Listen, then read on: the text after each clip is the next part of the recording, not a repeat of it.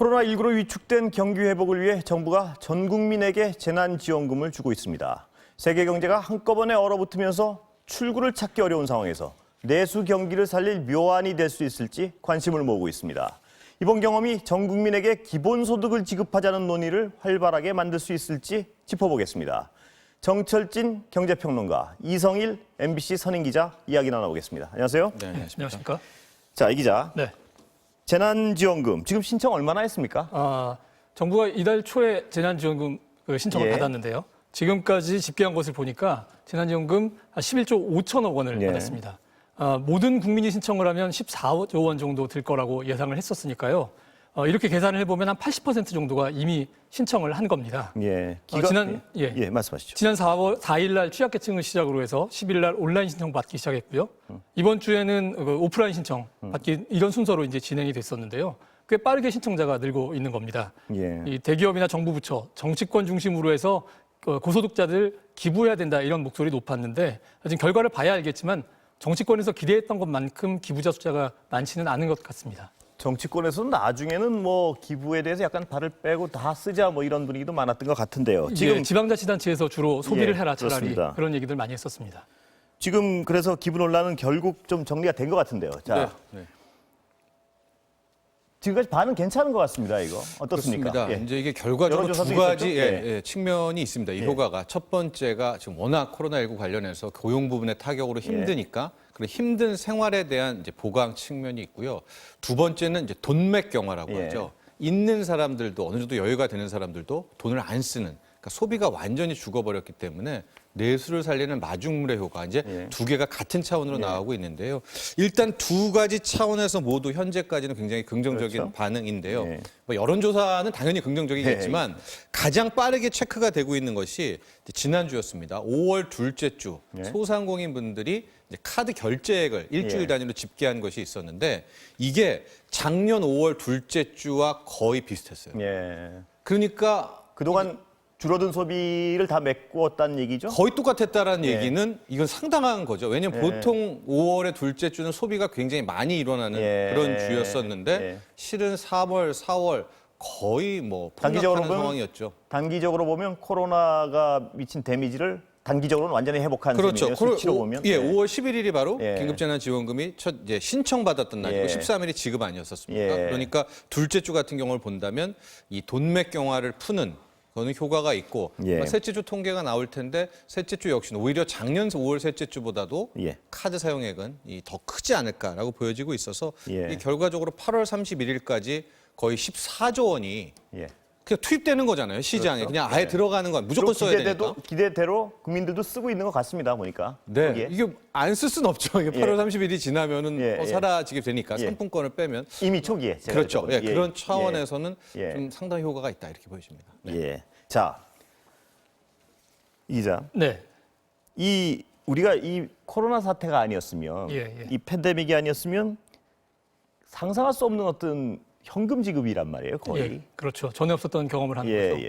그렇다면 이것 때문에 요새 어떤 전에 정치권에서 별 힘을 얻지 못했던 기본소득 얘기가 좀 나오는 것 같습니다. 네, 그렇습니다. 어떻습니까, 이게? 기본소득과 이번에 받은 재난지원금은 뭐 같으면서도 좀 다른 점이 있는데요.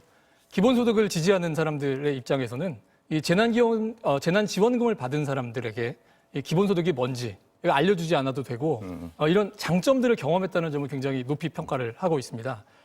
다른 사회보험들하고 비교를 해보면요, 이 복잡한 서류를 제출하지 않고도 간단하게는 신청만 하면은 바로 이제 현금이 이제 지급되는 걸 경험을 했잖아요. 이런 걸 보면 이 다른 사회보험에 비해서 이 기본소득이 갖고 있는 장점, 아주 간편하다는 점을 충분히 이제 경험을 했다는 거죠. 이것이 이제 재난지원금이 기본소득과 좀 다른 점이 있다면 이번에 가족을 대상으로 줬는데 그게 아니라 개인 단위로 이제 주게 된다는 거고요. 또 이번에는 코로나19라는 아주 특수한 상황에서 한 번 지급을 한 건데 일회성인데 여러 번 매주든 매달이든 또는 뭐 1년에 한 번을 주더라도 계속적으로 반복적으로 줘서 내가 이번뿐 아니라 다음에도 또다시 받을 수 있다라는 그런 기대를 계속 할 수 있게 된다는 겁니다. 자, 하나 여쭤볼까요? 이 얼마 전에만 해도요. 불과 몇 개월 전에만 해도 이 재난 기본소득을 받기 전에는 전 국민들이 네. 기본소득하면 아니 무슨 소리야. 공짜로 국민들한테 돈을 퍼준다고? 말이 안 돼 하는 반응이 많았습니다. 네. 근데 지금은 그 뭐지 한번 들어볼까? 뭐 이 정도는 돼 있는 것 같습니다. 그렇습니다. 기본소득이 왜 필요한 건가요? 주장하는 쪽에서는. 일단은 기본소득이라는 개념은 현대 통화 이론이라고 예. MMT, 모던 머니터리 예. 시어리의 거의 골자를 이루는 뭐 그런 내용이기는 한데 이런 겁니다. 우리가 말하는 복지도 엄밀히 말해서 정교하지가 않잖아요. 예. 그러면 가장 정교한 뭐 기본 최저 기본소득을 마련하는 방법은 뭐겠습니까? 전 국민에게 동일하게 일정액을 매달 정기적으로 주게 된다면 예. 실은 그것만큼 확실한 사회 안전망은 없지 않습니까? 예. 그래서 처음에 MMT에서 기본소득이라는 개념이 나왔을 때는 저게 무슨 좀 이상적인 예. 소리냐라는 그렇죠. 뭐 유토피아냐 얘기는 했으나 바로 코로나19가 오고 실질적으로 모든 상황이 마비됐을 때 마지막 남은 것은 정부밖에 없었고 예. 중앙은행도 있지만 실질적으로 이제 정부죠. 그래서 정부에게 직접 나눠주게 되는 어떤 직접 복지. 이것도 복지라고 보기엔 좀 예. 그렇습니다. 기본소득은 이제 그런 차원의 그 개념이 하나 더 있습니다. 여쭤보면요. 네.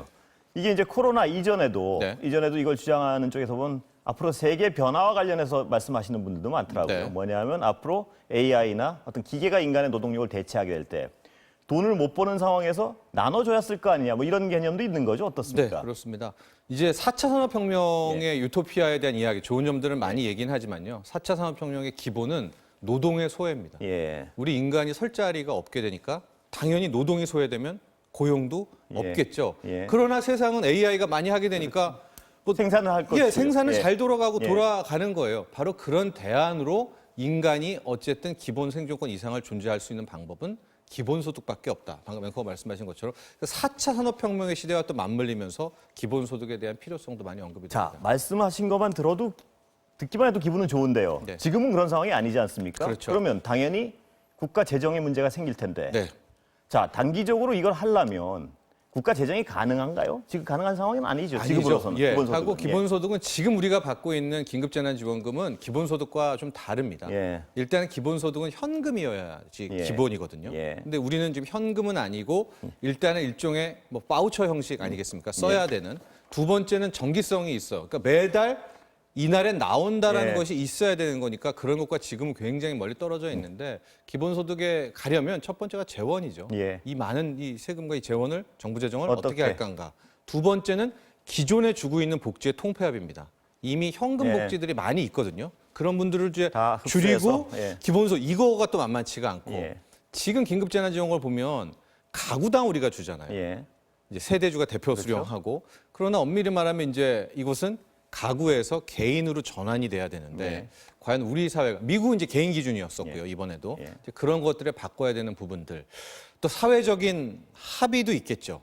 왜냐하면 모럴 해저드를 주장하는 쪽은 그렇겠죠. 예, 이렇게 해가지고는 무슨 뭐 일에 대한 이런 어떤 많은 것들을 풀어야 될 자, 숙제가 있죠. 그렇다면 쉽지 않은 상황인 건 분명해 보이는데요. 그러면 만약 진짜 뭐 지금으로선 당장 불가능에 가까우니까요. 좀 빠른 시일 내에 만약 이걸 실행한다면 네. 재원, 세금 늘려야겠죠, 당연히? 그렇죠. 예. 예. 어디서 늘리나요, 세금을? 그러니까 증세를 해야 된다는 게 기본 원칙이고 뭐 증세를 해야만 기본소득이 뭐 탈바될 수가 있다. 실질적으로 이거 역시 이제 완벽한 기본소득은 아니었지만 핀란드에서 실시한 적이 있어요. 예. 핀란드는 이제 실업급여를 기본소득으로 대체한 그런 정도인데 핀란드 정도의 뭐 세율 그 정도의 세금이어도 이게 좀 만만치가 않거든요. 예. 그러니까 아직 갈 길은 굉장히 멀다 이렇게 보여지고 있는데 기본소득을 그래도 계속 주장하는 쪽은 방금 앵커가 말씀하신 그 부분. 예. 4차 산업혁명이 지금은 우리가 될까 하지만 정말 가까운 5년 내 10년 내에 그렇죠. 차가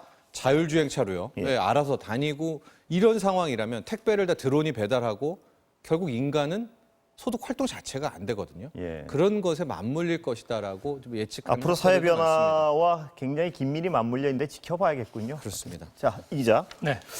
이 기본소득 주면요. 네. 소비 진작 효과는 당연히 있겠죠? 네. 아까 예. 말씀하셨듯이 지금 5월달 둘째 주에 굉장히 그렇죠. 예, 예, 회복이 통계로 됐다라고 이미, 하는데요. 그 수치가 지금 코로나 비상사태를 선포한 이후에 예. 12주 만에 처음으로 이게 늘어난 거라고 예, 합니다. 예. 그러니까 그 효과는 분명히 있는 것 같습니다. 예. 또 그리고 우리가 예전에도 많이 복지수당을 받아야 될 만한 사람들인데 이게 조건이 안 되고 서류를 갖추지 못해서 받지 못했던 그런 사례들을 많이 보지 않았습니까? 근데 그런 사례들도 사실 많이 줄어들 수 있다는 점에서 긍정적인 측면들은 분명히 있는 것 같습니다. 그런데 또 다른 면에서는 또 좀 걱정도 좀 있는 것이죠. 예. 지금까지 실험에서는 재난지원금도 그렇고 아까 말씀하신 핀란드 사례에서도 예. 그렇고 긍정적인 면들이 많이 나왔거든요.